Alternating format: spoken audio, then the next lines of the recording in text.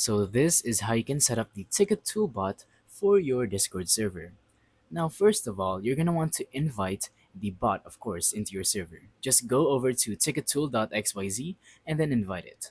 Once you're done, go back to that website and now make sure you're logged in so you can choose the server you want to manage and tap on that manage button. So, of course, this is going to be the first screen you're going to see. It's going to be empty because it's the first time you're using Ticket Tool. Now, simply tap on that green plus button and this will appear. You're going to want to change the panel name into, let's say, support ticket, and now tap on create. So here we are. As you can see, we have now created a panel for that channel that we chose. But we haven't actually set the channel.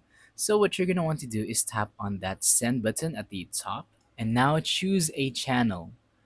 Usually for server owners who are setting up a ticket tool or a ticket, channel, it's going to be a channel named support ticket channel or support ticket.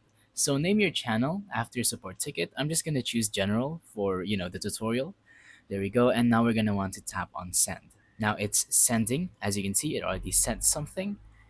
And yeah, if you want to, by the way, modify what it's going to say, what it's going to send, you can do that by going to ticket and changing the message of the ticket.